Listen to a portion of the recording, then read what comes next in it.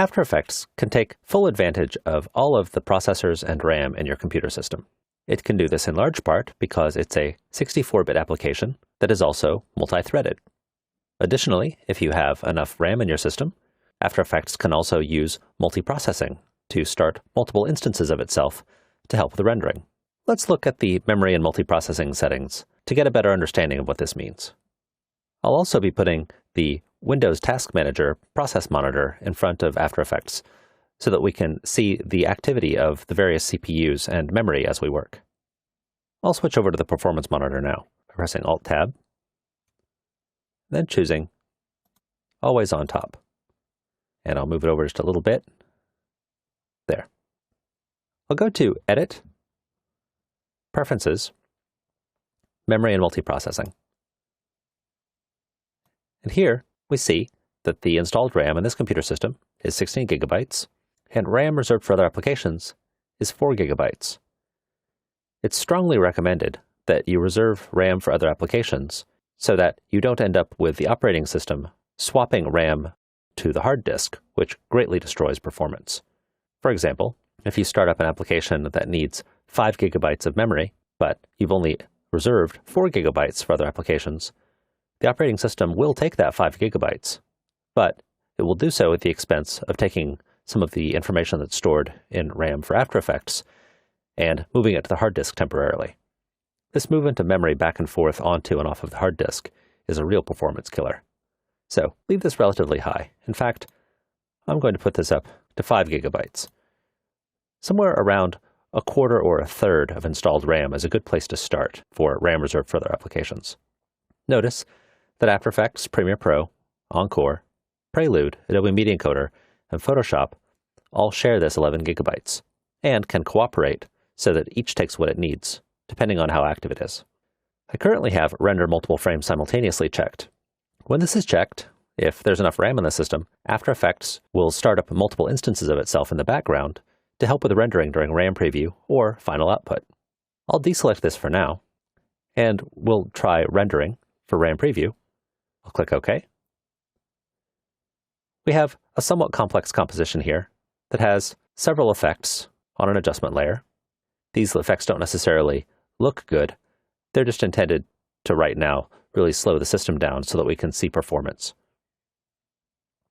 I'll click RAM Preview. And here, before After Effects gets to the adjustment layer, it's rendering pretty quickly. But now it's starting to bog down now that it's gotten to the adjustment layer. And here, you can see that memory usage has increased. And all of the CPUs are active.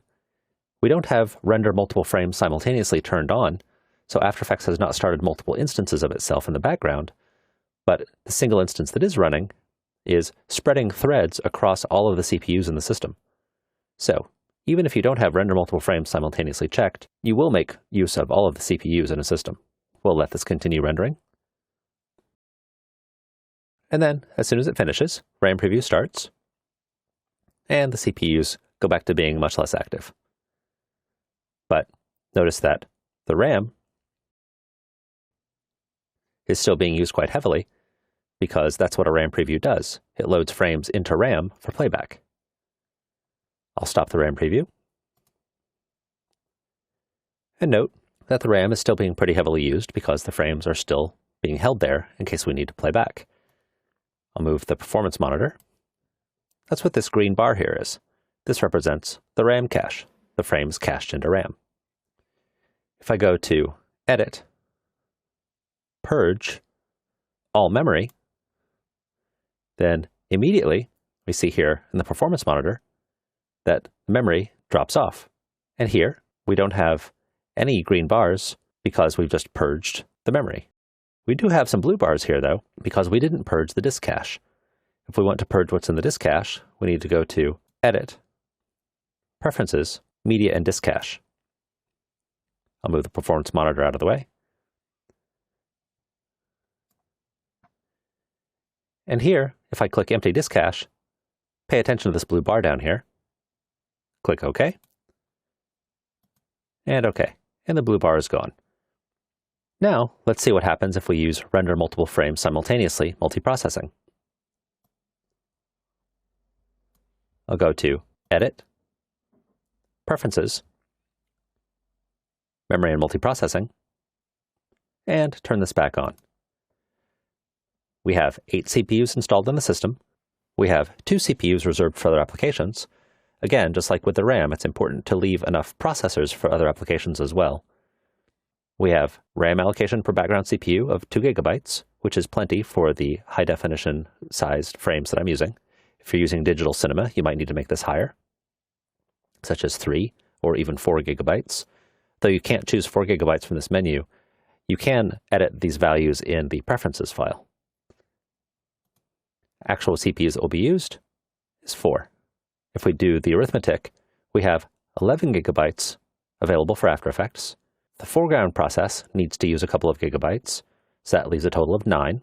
We're using 2 GB each, so 2 into 9 goes 4 times.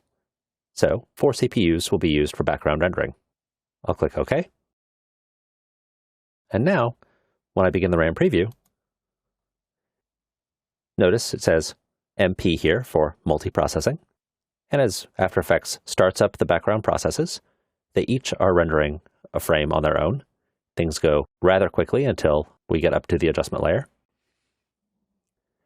And then notice that this is jumping usually by 4 frames at a time. That's because 4 background processes are all working simultaneously, each on their own frame.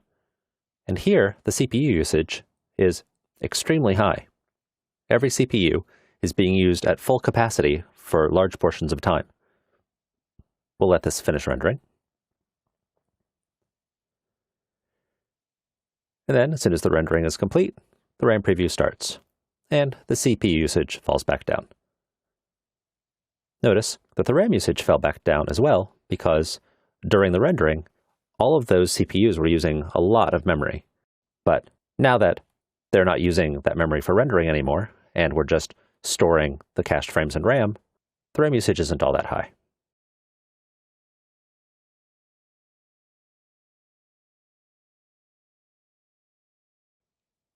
I'll stop the RAM preview. The important thing to keep in mind with regard to the memory and multiprocessing settings is that you need to leave plenty of processors and plenty of memory for other applications. Otherwise, you end up with After Effects fighting with other applications for memory and processors, and this actually does a lot of damage to performance. So, moderate settings are best. You should experiment to see what's best for your compositions and your computer system.